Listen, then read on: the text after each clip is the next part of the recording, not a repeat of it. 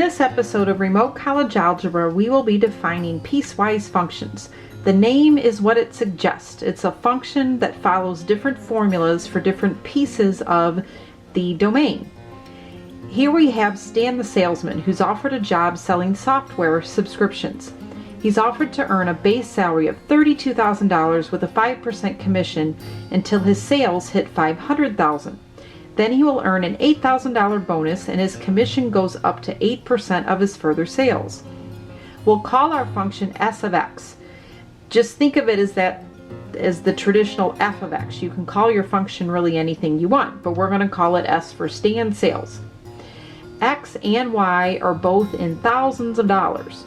So 2 means $2,000, 500 means $500,000. So he was offered a base salary of $32,000. So 32 means $32,000. Then he earns more money by making sales, and he earns 5% of his sales. X is his sales. So 32 plus 0.05 times X will correctly compute his overall compensation for sales from 0 to 500,000. So we're going to follow that formula for the piece of the domain 0 to 500. Then for any amount over 500, it switches to a different formula because he earned an $8,000 bonus. So 32 plus 8 is 40,000. And if he sold 500,000 in order to get that bonus, then that means he made 25,000 in extra funds. So 40,000 plus 25,000 is 65,000. So our second formula has a constant of 65. Again, that's 32 plus 8 plus 25. Then his commission went up to 8%, but not 8% of all of his sales, 8% of what he sells beyond the 500,000. So we're going to multiply 8% by x minus 500. And we'll follow that formula for any amount of sales beyond 500. So if Stan sold no subscriptions at all, he would just make his $32,000 and he might not keep that job very long. If he sold $300,000 worth of software subscriptions, he would make $47,000. If he sold $500,000 in software subscriptions, he will make $57,000. Where those values came from is by following that first formula.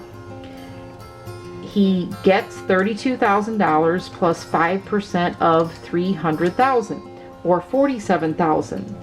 Or he would earn $32,000 plus 5% of $500,000. That's where the $47,000 and the $57,000 came from.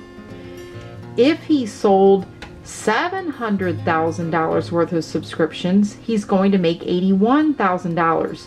And we're now following the second formula because 700 is greater than 500. So where the 81 came from, the 65 plus 0.08 times 200. He sold $200,000 more than 500,000. 700 minus 500 is 200. And that's where the 81,000 is coming from. So you could then plug in any amount of sales to help Stan figure out what he would make. Notice that there is a jump in the function, but it still is a function. It's okay to have a jump as long as you don't have two answers for any input. I know at 500 it looks like we have two answers, but the answer for 500,000 will be to follow this formula because we have a strict inequality at the 500. This is a inequality with an equal sign at the 500. For values greater than 500, we'll follow the second formula. So this is really an open point here, and the solid point was included with the first part of the function. Here we have another example. It's not about a good application like Stan Sales, but it's still an interesting example. Here we have a 3-piece function. We're going to have a domain that starts at 0, so negative numbers do not exist for this function. We're starting at 0, and we're going to follow from 0 to 4, including 0 and 4, the line 2x. Then at 4, we switch to a parabola, and we're going to follow that formula up to and including 12. So for any value greater than 4, like 4.00002, we would follow this second formula. But at 4 exactly, we will follow the first formula. Then at 12, we switch to another strange looking formula.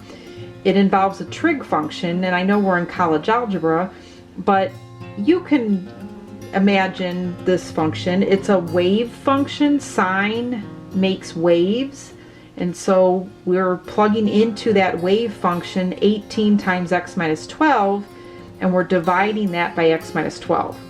We're going to follow that for any value greater than 12. So 12.00002 would be an example value where we would follow that formula. At 12 exactly, though, we will follow the parabola. So let's find f of 2. 2 falls between 0 and 4. So that means we should follow this piece of the function. So 2 times 2 is 4. So f of 2 is 4. And you could see from the graph here, notice the number line 2, 4, 6, 8, 10, 2, 4, 6, 8, 10. Each tick mark is 2. So move over 2, up 4. I can see I'm on the graph, 2, 4. Now let's find f of 12. 12 should follow the parabola. Notice there's an equality here with the inequality sign. So the equal sign means include 12 with this formula. So 1/2 times 12 minus 8 squared plus 10 will give me 0.5 times 16, because 12 minus 8 is 4 and 4 squared is 16, and then we'll add 10. Half of 16 is 8. 8 plus 10 is 18. So the value of the function at 12 is 18. That's this point up here. So when I plug in 12, I got out 18. Officially, I was supposed to follow the parabola, but it turns out that this function is limiting to 18 at x equals 12. So that's why it looks like they're matching up there. But officially, at 12, you should follow this formula, and that gives you the value of 18. F of 8, well, 8 falls in between 4 and 12, so we should follow what goes with this interval, and that, once again, is the parabola. So we should put 8 in as the input on that parabola, so 0.5, 8 minus 8 squared plus 10. If I subtract 8 from itself, I get 0, and 0 squared is still 0, and so we will get a value of 10. So if I look at the graph, 8 was right here. Remember, 2, 4, 6, 8. There's x equals 8, and you could see that the y is 10. So 8, 10 is a point on this overall function. A couple other examples to plug in. What if we wanted to find f of 4? Again, you need to be careful with f of 4 because it is one of the values at which you have a switch. But the equality sign goes with this interval, so we're supposed to use 4 with this function. So 2 times 4 is 8. So f of 4 is 8. And that is this point right here. It's right at the end of that line. And notice there is a gap there because the parabola doesn't meet up with the line. So there's a gap in our function. But once again, that's okay. This would be an open circle. So we would follow 4 through this line, then there's a jump, and for any value slightly bigger than 4, we will follow the parabola. So there's technically an open circle, not a solid dot there. F of 20, well, 20 is greater than 12, so we should follow this formula. So it means we're going to evaluate this wave function at 18 times 20 minus 12, and we will divide that by 20 minus 12. So that will be sine the wave function, 18 times 8, because 20 minus 12 is 8, and 20 minus 12 is still 8. And so my calculator is in Radian mode, which is really the mode that you want to be in when you're dealing with wave functions, unless you're specifically told 45 degrees or 162 degrees. If you're specifically told degrees, put your calculator in degree mode, but otherwise you want to be in Radian mode. So sine of 18 times 8 divided by 8 is giving me this decimal approximation. That's not going to be the exact value, but it's approximately negative 0.061377. So we will put 20 and then approximately 0.0614. I will round it to that decimal point. And 20, like this is 12, 14, 16, 18, so 20's out here. You could see how small the waves are by the time you're getting out there. These waves are tapering off. The height of the waves are tapering off. And so out here near 20, the waves are almost non-existent. But we're still getting a slight value that's not quite yet 0. Our next example actually has a special name. Your textbook and a lot of other books consider this function the greatest integer function. However, you'll find different names. The Desmos graphing software calls it the floor function, and your graphing calculator in the book might be calling it the greatest integer function, but you're not going to find it under G's in the catalog. If you hit second 0 to pull up the catalog, you're going to find it in the I's. It's listed as INT. What the definition is it reports back the largest integer that is less than or equal to the value that you plug in. And the notation is sort of like a double absolute value sign, but notice the brackets, have little top and bottom. So it's sort of a combination of absolute value and brackets. That's one of the common notations, but like I said, you're going to find different notations and different names. On Desmos, if you look in functions, it's the floor function. In your calculator, it's listed as INT. So, for example, if I plug 0.75 into this function, 0 is the largest integer that is less than or equal to 0.75. If I plug 2.2 in, 2 is the largest integer that is less than or equal to 2.2. If I plug 3 in, 3.9 is the largest integer less than or equal to 3.9. Now with negative numbers, remember -2 is actually less than -1.25. So if I put -1.25 in, -2 is the largest integer that is less than or equal to -1.25. -3 is the largest integer that is less than or equal to -2.6. Checking on your calculator, if you put -1.25 into this function, it reports back -2 because that's the largest integer that is less than or equal to -1.25. Notice if you put an integer in, you get back that integer because it's the largest integer less than or equal to your number. So if your number is an integer, it will give you back your integer.